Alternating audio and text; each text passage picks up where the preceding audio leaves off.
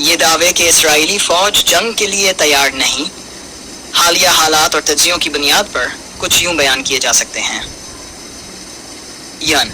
پس منظر اسرائیل آسوکتہ ایران آوراس کے حامی گروپوں جیسے حزب اللہ کے ساتھ تنازع میں ہے، جس میں میزائل حملے اور جنوبی لبنان میں فوجی آپریشن شامل ہیں۔ ایران کے میزائلز اسرائیل کے اندر گہرے ہدف تک پہنچ چکے ہیں، جس سے فضائی دفاع کی کمزوری سامنے آئی ہے۔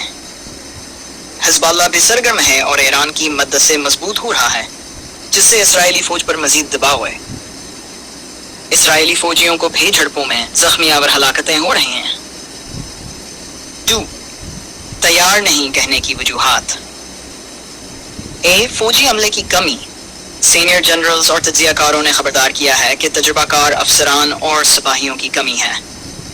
کچھ گروہوں کی چھوٹ، مثلاً کچھ الٹرا آرتھوڈوکس شہری کے باعث فوج مختصر عملے سے کام کر رہی ہے۔ مسلسل تنازعات کا دباؤ۔ مختلف محاذوں پر فوج کی تعیناتی نے وسائل اور لاجسٹکس پر دباؤ بڑھا دیا ہے۔ ریزرو اہلکار بار بار طلب کیے جا رہے ہیں، جس سے لمبے عرصے کی تیاری مشکل ہو جاتی ہے۔ اسلحہ اور لاجسٹک مسائل۔ تجزیہ کاروں نے کہا ہے کہ کچھ جدید ہتھیار اور ساز و سامان کی کمی ہے، خاص طور پر زمینی فورسز اور ریزرو یونٹس کے لیے۔ ریزرو اور سیاسی مسائل۔ ریزرو اہلکاروں کی کچھ سیاسی وجوہات کی بنا پر خدمت سے انکار یا احتجاج تیاری اور مورال پر اثر ڈال رہا ہے۔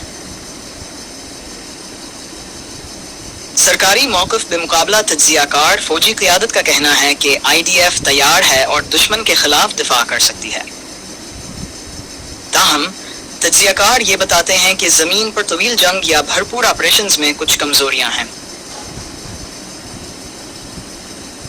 خلاصہ، اسرائیلی فوج تیار نہیں کہلانے کی وجوہات: سپاہیوں اور افسران کی کمی، لاجسٹکا اور ساز و سامان میں کمی، ریزرو اہلکاروں کے شمولی داؤ اور سیاسی دباؤ، مسلسل مختلف محاذوں پر تنازعات کا دباؤ۔ دوسری طرف اسرائیلی فوج فضائی دفاع اور حکمت عملی میں مضبوط ہے، لیکن طویل لڑائی کے لیے کچھ کمزوریاں موجود ہیں۔